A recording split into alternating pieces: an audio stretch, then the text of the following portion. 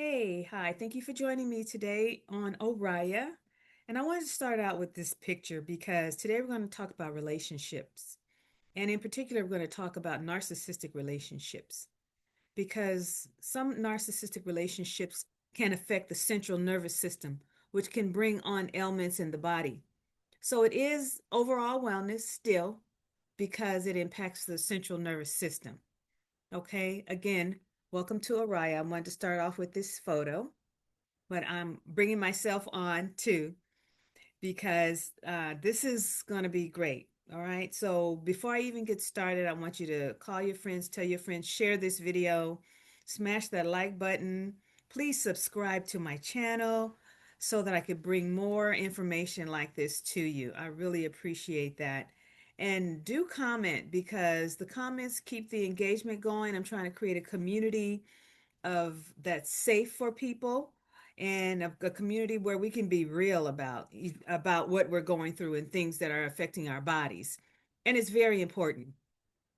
Okay.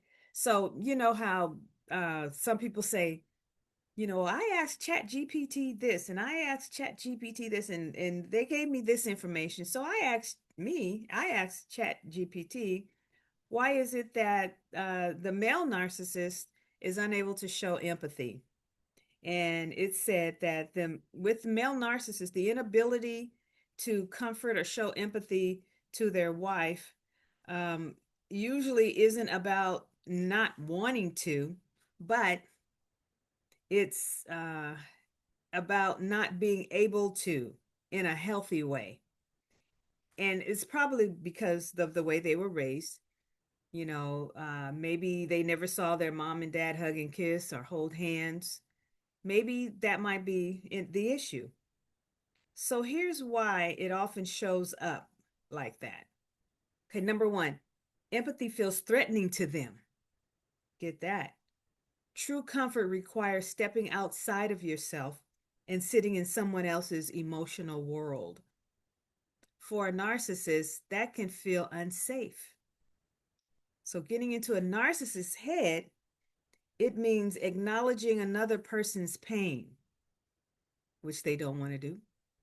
It means letting go of control because then they have to become vulnerable. It means to them not being in the center of attention.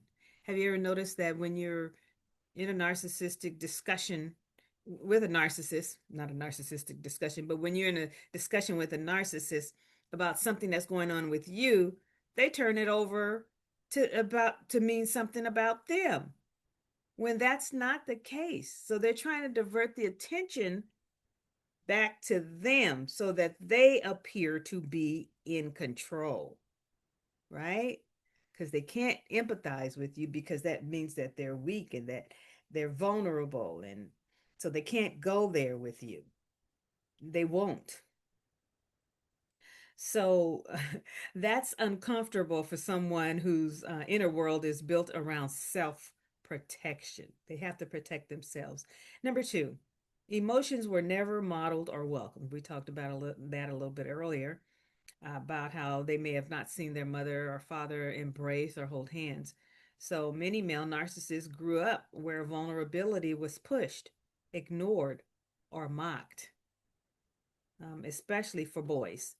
So instead of learning, I see you, I'm here with you, instead of learning how to be empathetic and say something like that, they learned stay strong, stay superior, stay guarded.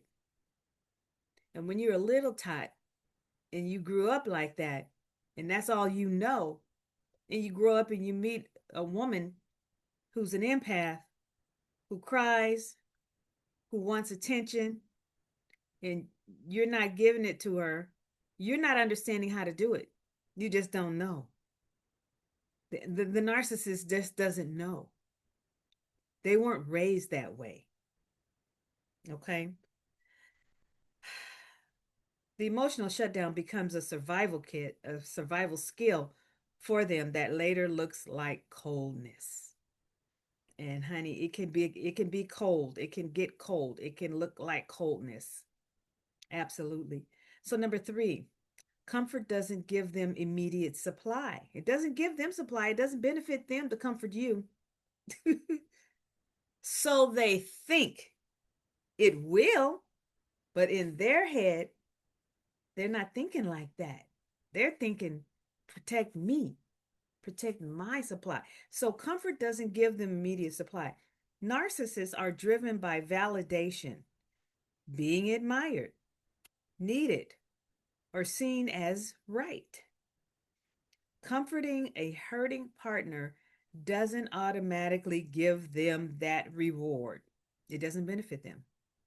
In fact, your pain might shift attention away from them, right? Might make them feel inadequate. It might trigger shame they don't know how to process. And see, because they're not connected or wired as an empath is, then they don't know what to give you. Narcissists don't know what to give you. And because they're all about me, me, me, I, give it to me, give it to me. I need. You don't need nothing. I need everything. I need this from you. I need that from you. Oh, you don't need comforting from me. Really? Hmm. Okay. So they avoid it. They minimize it or get irritated. Avoidance might look like, oh well, you'll be all right, and they'll walk away. Or they'll say, oh, that's just a little thing, whatever. Number four, they confuse fixing, dismissing, or controlling with caring. Instead of empathy, you may hear, oh, you're too sensitive. So there we go. There's another something they may say. Or that's not a big deal. That's nothing. Or get over it. you know. Or they may try to solve the problem without acknowledging the emotion. To them, emotions are inconveniences, not signals needing connection. Power dynamic replaces intimacy. In many narcissistic marriages, the relationship quietly shifts from partner to manager and manager and manager and managed. Let me read that again. In many narcissistic marriages, the relationship quietly shifts from partner to manager and managed. Comfort requires equality and softness. Power requires distance. Guess which one they choose? Power, of course. The more distant they are, then the better it is for them because they don't have to give anything to you. The important truth, and this really matters. Listen to this. His lack of empathy is not a reflection of your worth. No, no, no, not at all. Your are not a reflection of your emotional needs or you asking too much. It's not a reflection of that at all. Wanting comfort from your spouse is basic, not needy.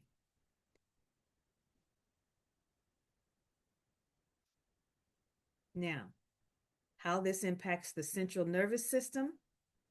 Say you're just tired of it and you're feeling drained, you're feeling emotionally unsettled.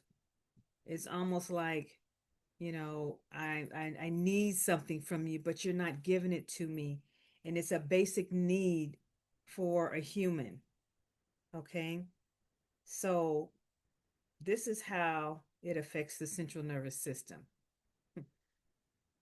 And the central nervous system can bring on all kind of things. A heart attack could bring on stroke, could bring on illnesses within the body.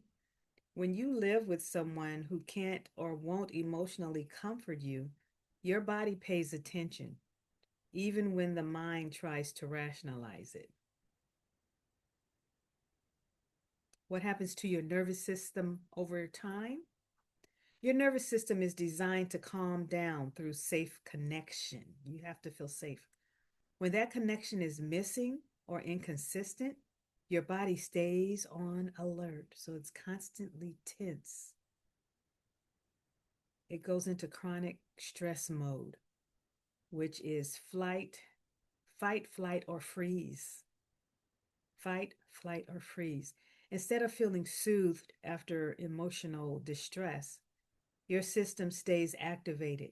You may notice tight chest or swelling or shallow breathing. You may notice digestive issues, headaches or jaw clenching, feeling on edge even during quiet moments. Your body learns, I'm on my way. Number two, emotional hypervigilance. You start scanning things like his tone, his mood, his silence. Not because you're anxious by nature, but because your nervous system is trying to prevent more emotional injury.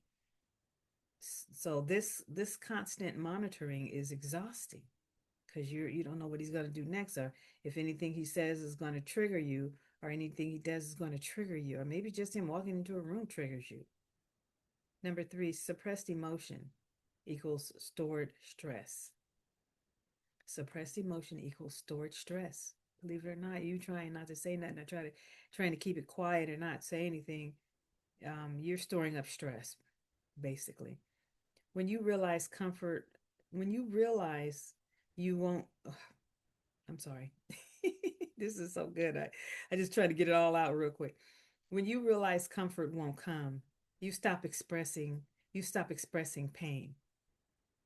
Those unprocessed emotions don't disappear, they settle into the body as fatigue, numbness, sudden emotional waves, sleep disturbances. Maybe your sleeping patterns are off. Your body carries what the relationship doesn't hold. So, what happens to your heart emotionally and physically? Number four, loneliness inside the relationship. This is one of the most painful outcomes. Being married but emotionally alone confuses the heart. It creates grief without closure because the person is still there but unavailable. Number five, self doubt and emotional shrinking. Over time, many wives begin to think, maybe I'm too sensitive. I should be stronger. Why can't I just handle this? That quiet self abandonment is heartbreaking, and it slowly disconnects you from your own inner voice. Long term stress effects on heart health. Chronic emotional stress is linked to elevated cortisol, increased blood pressure, inflammation, higher risk of cardiovascular issues. The heart isn't just symbolic, it's biologically impacted by prolonged emotional neglect. The body's quiet wisdom. Here's something gentle but powerful. Okay. If your body feels tense, tired, or heavy around someone, whenever you're around them, it's not being dramatic, it's being honest. Your nervous system is asking for safety, attunement, and rest.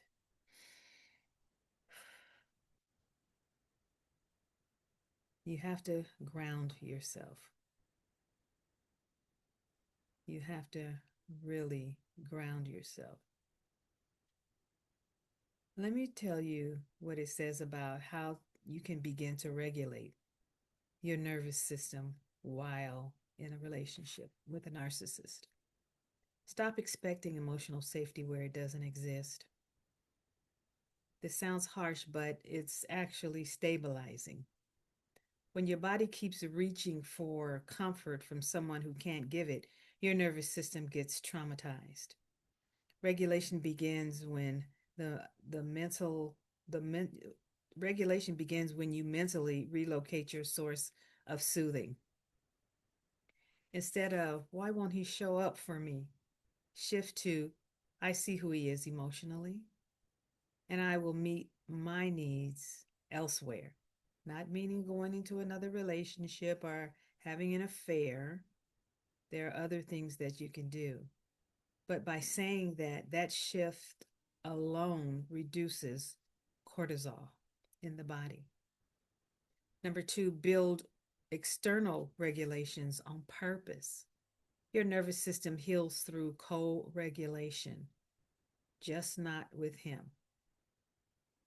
So it heals through co-regulation, and it doesn't have to be with him. So choose safe others. Choose safety with others. One emotional attuned friend would be great.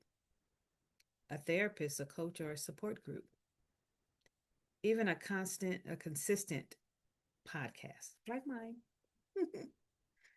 Prayer or a voice that feels grounding like mine. I can coach you. Your body needs repeated experiences of being emotionally met. Your body needs repeated experiences of being emotionally met. That is very important. Number three, create a daily micro safety rituals. Create daily micro safety rituals. Regulation doesn't require hours, it just requires consistency. Try one or two. And I think I shared this with you before. Try one or two. So, one is morning sunlight. Get up in the morning, set your feet on the ground, or before it even touches the ground, just give yourself 5 seconds to just sit and just breathe. Then do slow breaths, slow breathing, slow breathing. It also says here walking with rhythmic steps.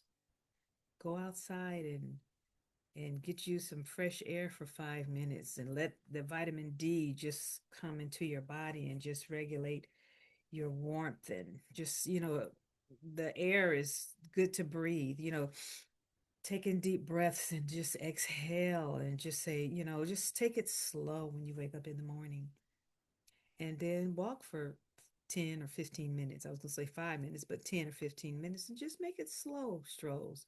It doesn't have to be brisk walks, just slow. Okay, then come back in, take you a nice warm shower.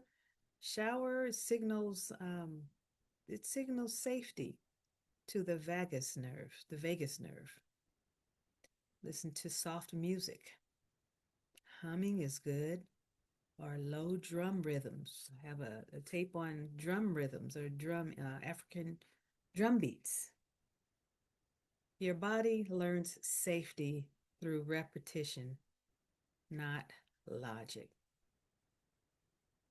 So I'm going to stop right there. We can talk some more about this, which I'm going to probably make this into a two-part, maybe three-part, but I'm going to come back and talk about it. Okay.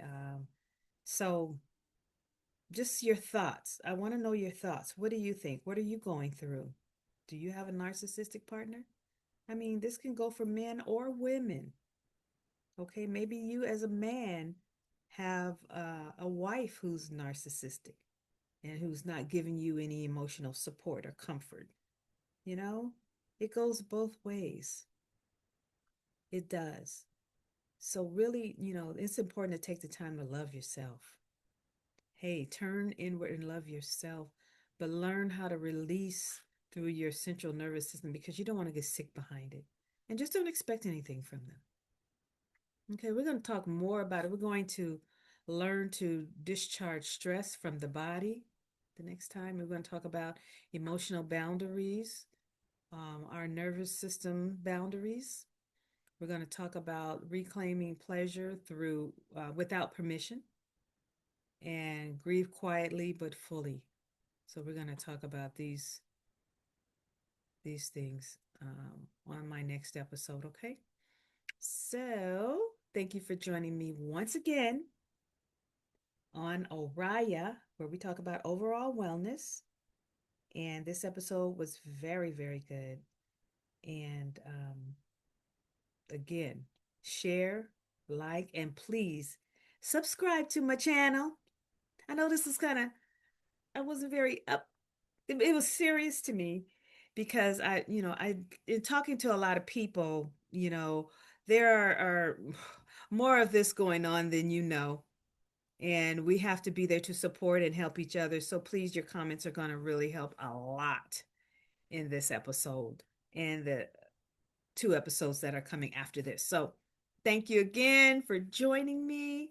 And I want you to go out and make it a great day, okay? All right. Take care.